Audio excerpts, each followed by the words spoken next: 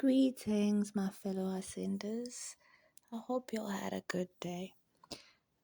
This is just a short disclaimer, just in case there was any confusion or assumptions. Um, yeah, in this day and age, we have to be very clear on what we're saying in language because a whole lot of narratives could be twisted and not to benefit the viewer, the listener, the seeker, the one sharing knowledge, and even the one actually orchestrating the whole false or the whole lie or false narrative. In the end, if they know what's good for them, then they know it does not benefit them also. The short-term gain is just the glitter outside of the painted over rusted metal. It's not the real thing. So the disclaimer is that when I speak about the African culture or Black culture or the history and the struggles and everything, yeah, I know that it may sound passionate because I am passionate about it. Knowing thyself is important because then you cannot contribute the way that the Most High or your Creator intended you to come and contribute in this universe if you don't even know what kind of package you're bringing. So, knowing thyself is vital for every human being that is living if they truly want to live a fulfilled life. And by fulfilled, I don't mean a rich, fancy life. If rich and fancy is your definition of fulfilled, then that's the one. But seek ye first the kingdom of God, and all these things shall be added unto you. And then we all now know that the kingdom is within you. So if the kingdom is within you, if you're seeking the kingdom, then you have to know your inner core, knowing thyself. And then all the riches and the fancy nice things shall be added unto you. And these commandments or these universal laws have lasted for so long because they've been proven time and time again to have yielded results or positive results or the intended results. So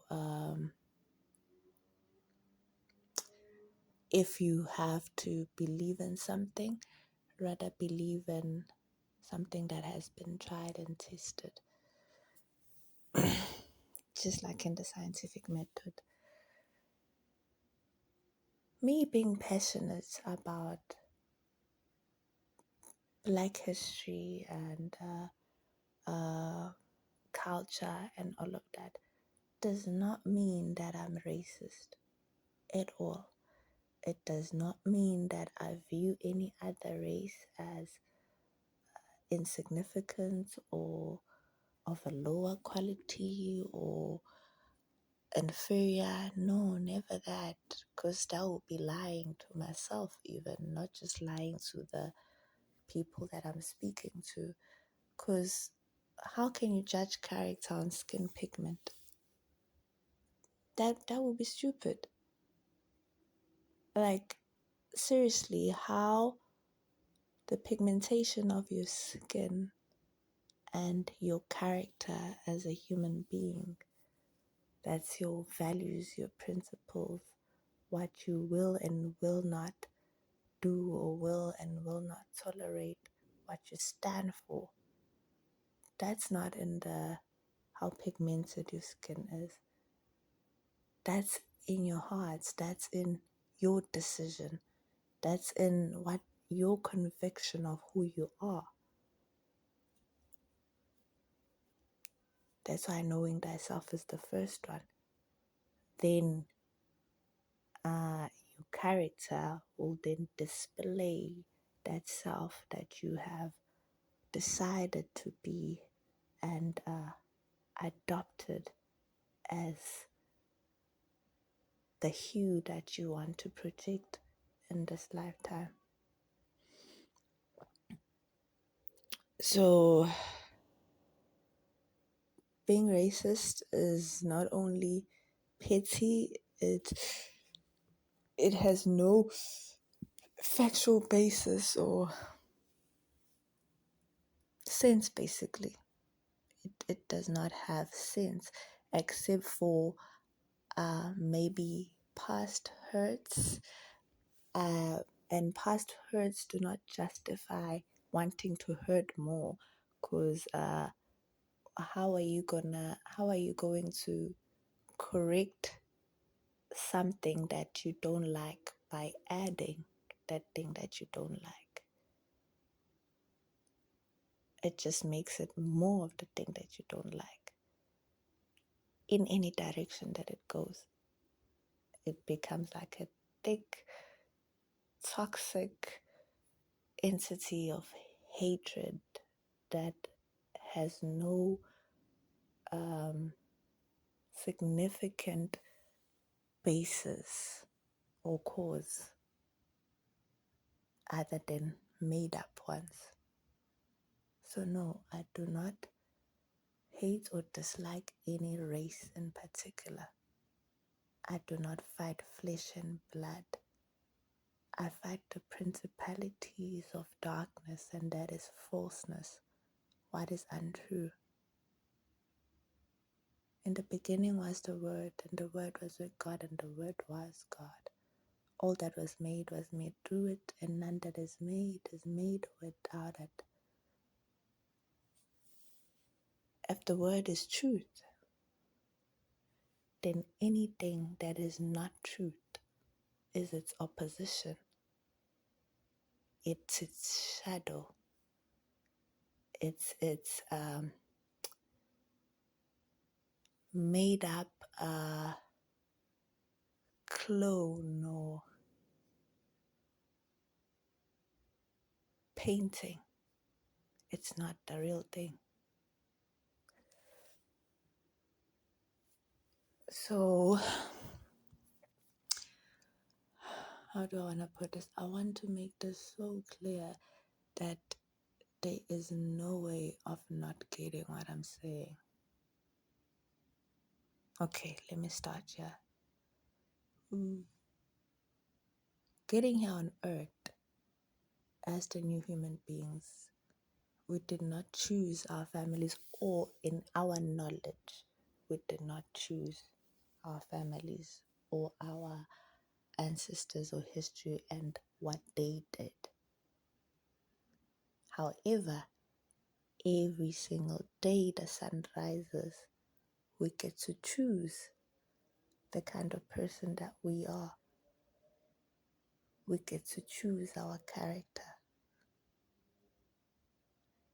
And there is no criteria when the sun is rising to say, okay, so people with a pigmentation that is darker or the darkest only have these options. People with a pigmentation that is the lightest only have these options. So choosing these options, it never does that. You have the whole range. No one's there standing with a gun in your head and saying, yay, yay, your pigment is this, so you should be acting like this. You choose. So if now I come and I judge you according to your skin pigment and according to maybe the history of the ones that came before you that looked like you, I'm not only being unfair to you, I'm being foolish to myself because I'll be feeding myself lies, dear. I don't really know you until I know your character. I love you guys. Be kind. And let's stand by truth. The Antichrist is not a person or a group. The devil is not a red man with horns.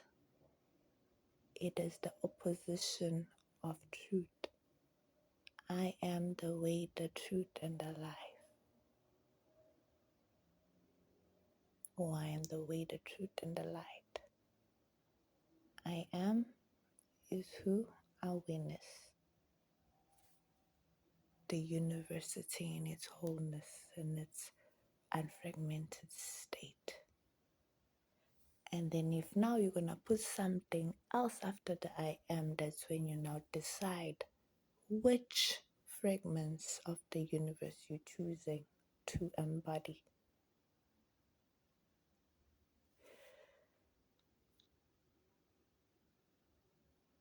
Truth. If I am is truth, then all that is truth is the great I am. The only thing that he will be not will be the opposites of truth. And there will be your Antichrist.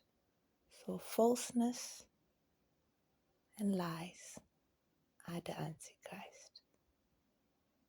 We will not find it in a certain group or religion or what.